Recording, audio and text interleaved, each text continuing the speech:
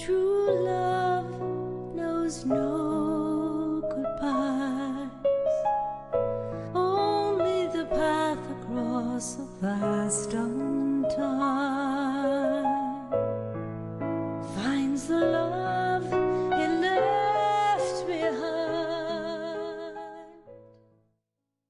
My name is Martha Copeland, and back in 2001, my daughter Kathy was involved in a terrible accident with my niece Rachel.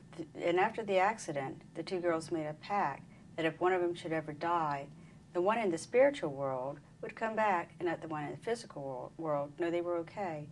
Unfortunately, 3 weeks later, on December 23rd, 2001, my daughter was involved in a fatal accident. It was 5 months later that my niece called me and she said, "Aunt Martha, I've got Kathy's voice on my computer." Naturally, I thought because she was grieving, because they were cousins but also best friends. She was just grieving, and I said, "Okay, well, that's really wonderful, Rachel." But then my sister got on the phone and she said, "No, you need to come over here. It's Kathy's voice." So I went over there, and when she played the recording, you could hear Kathy saying, "I'm still here." And then there was a male voice that followed saying, "How do you know they can hear you?" And you can imagine how shocked and actually thrilled I was to hear it. It was just unbelievable that I could hear my daughter's voice again.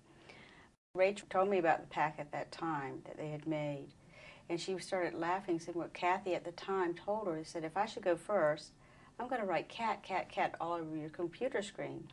So Rachel said she was in bed that night, and she was thinking about the pact, and she started crying because she missed Kathy. And she got out of bed and she turned on the computer and found something about EVP, electronic voice phenomena. And she started trying to get Kathy through the computer. And she tried for many, many hours and didn't have any success. So she finally tried one more time. And when she did, she got Kathy's voice saying, "I'm still here."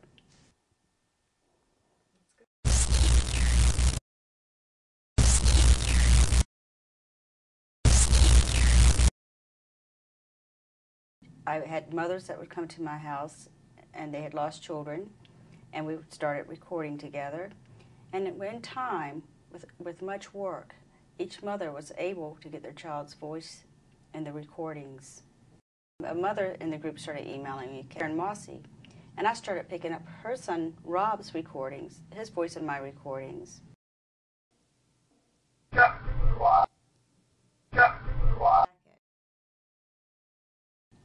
I have one special recorder that I use, and I don't let anyone else use it, and I don't even like people to handle it because it's my special connection to Kathy.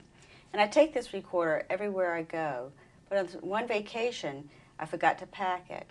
But when I returned home and I turned on my recorder, I could hear Kathy's voice saying, "Where's Mom?" Like she'd come through the house while I was gone, and she couldn't find me.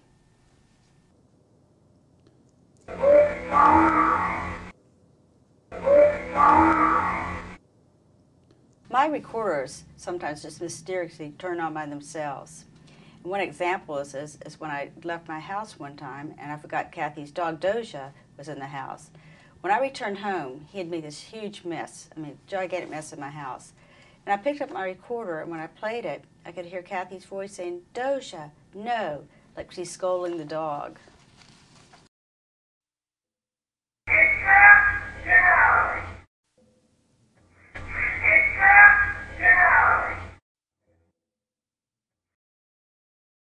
Okay, we were on vacation in Mexico, and we had a fatal car crash. My son died, and my daughter was critically injured. My daughter was in a coma, and when she woke up, I had to tell her that her brother died, and her first words were, "He can't be dead. He speaks to me every day."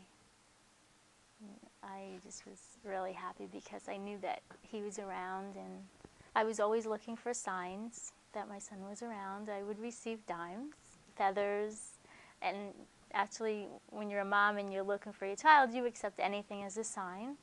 And one day I took a picture, it had 3 sevens on it, and I'm sure it was a camera malfunction, but to me it was a sign. So I asked people their opinion, and someone had told me as we were speaking about paranormal pictures, and she said, if you talk into a recorder, someone might answer you, and you might be able to talk to your son. So my first reaction was, this can't be true. So I went home and I turned on the sound recorder of my computer. I spoke into it, and a man answered me. And he said his name was Remaden, and he was 100. And I didn't listen anymore. I just was shocked. And after, when I learned how to listen for voices, as you record more, you learn to hear. I went back to my first recording, and my son was on it. He was the next voice speaking. So after that, I got little bits and pieces, and someone came and said, speak to her, a woman. And then I heard, Ma. And then I knew after that. After that, he talked to me all the time. Because then I realized that's my son, and once you know, you just talk. Now it's right. You just go, Joe.